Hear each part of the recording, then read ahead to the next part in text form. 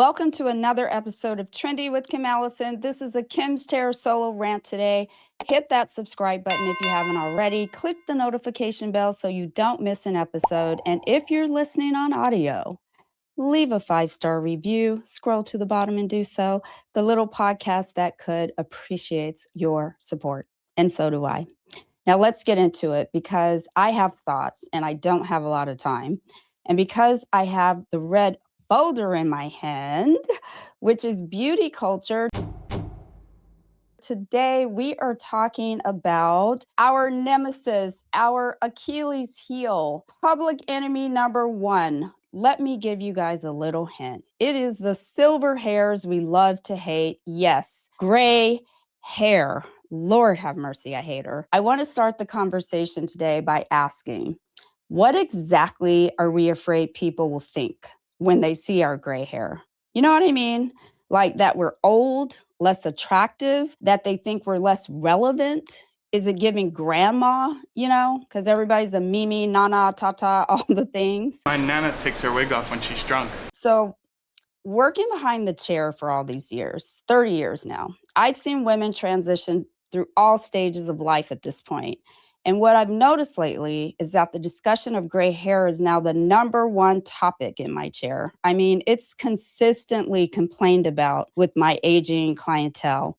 And before anybody comes for my dumb ass, yes, I'm one of you. I am her. I have gray hair. I go from gray to a level 1, so I get it. But it used to be all about the style or the haircut or the maintenance of the hair. And it still is because I have younger clients too.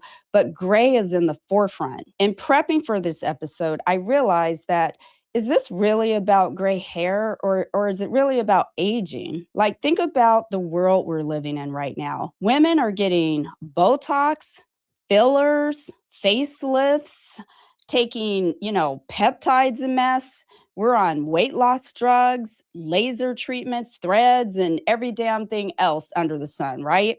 Some work done, not a lot. And when I think back, like 10 or even 15 years ago, some of those things existed, but they weren't as common as they are now.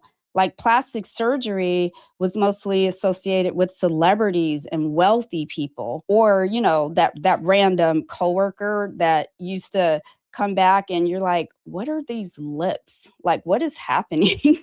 Couldn't put your finger on it back then. It wasn't nearly as normalized as it is today. But now you can get Botox on your lunch break, child. Like, that's crazy. Like, people are doing the most.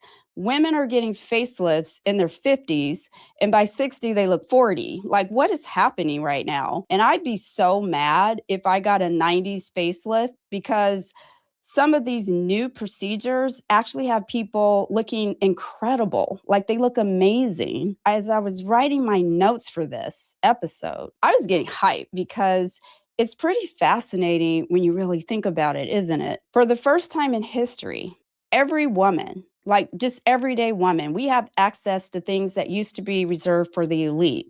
We can literally create a new body and a new face. Yet, the moment a woman decides not to color her hair, honey, people say, you're so brave. You're so brave. Brave for letting hair grow out of your head. I mean, when you really think about that, that's kind of wild. Like, why is that brave? What does that tell us about the pressure women feel around aging? And I know I'm rambling, so stay with me. But at first I thought gray hair, that was the issue. But then I realized wrinkles bother us too. Weight gain bothers us. Sagging skin bothers us. Hair loss bothers us, for God's sakes. It sure does bother me because I talk about it enough. Menopause bothers us. So maybe gray hair isn't the issue. Maybe it's not the issue at all. Maybe the real question is, when did aging become something we're expected to fight? I mean, full on fight. We all want to stay young.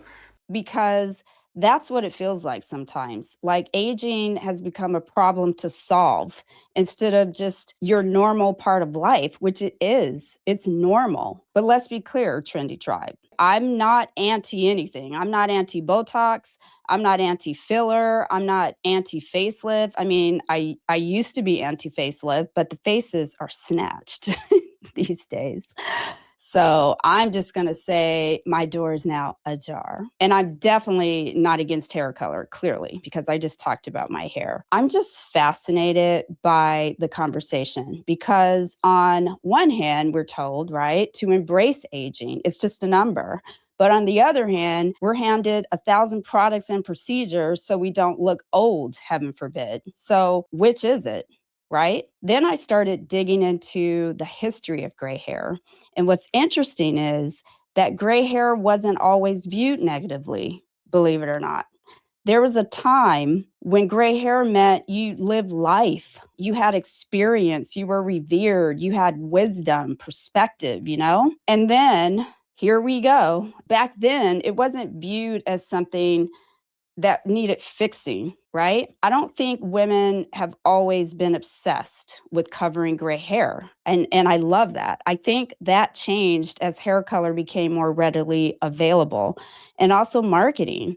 We started this shitstorm by connecting youth to beauty. And to be fair, I don't think the message was ever that gray hair is ugly either. I think the message was you don't have to look your age anymore. And who doesn't want that? That is the easiest sell ever. And I said sail like a ship, didn't I? Sell. It's the easiest sell. I'm getting so excited. That's why I keep fumbling. I love opening these chats with you guys. Just stay with me. I don't think most women are afraid of gray hair, is what I'm trying to say. I really don't. I think we're afraid of becoming invisible, not being noticed, you know, because it does change.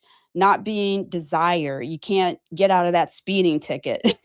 We become pick me, love me girls again, just like when we were little girls trying to find our identity. We fear not being relevant, not being seen. We want to be chosen. Shoot us some bail, right? We're not dumb. Most women aren't staring in the mirror, you know, crying over seeing a silver strand, okay? It's what that silver strand represents. It represents time is passing us by, that we're getting older. It's a changing of identity. Maybe for some women, the fear isn't aging at all. Maybe the fear is how society responds to women who age. Because here's the cold part. The older I get, I'm more comfortable with myself. I am comfortable with who I am. I care less about what people think and pleasing people and trying to be perfect. I know exactly who I am today, way more than I did when I was 25. So why is it that just when women finally become comfortable in their own skin, that's when society tells us we're aging out? Now, ain't that a bitch? Oh, God. You guys, I don't have any big answers for you today. I think I have more questions, right? Like, is covering gray self-care or are we in denial?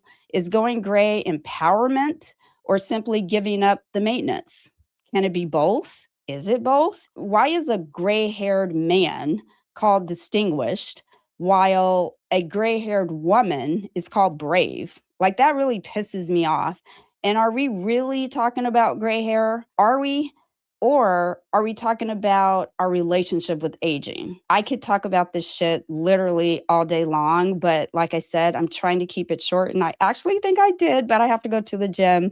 But before I head to the gym, so at least my body can somehow hold on to my youth child. I would love to hear your thoughts. Let me know in the comments and let's talk about it. Don't forget to hit that subscribe button on your way out. And I will see you next time. Did I do it? Did I keep it short and sweet? I hope so. Bye.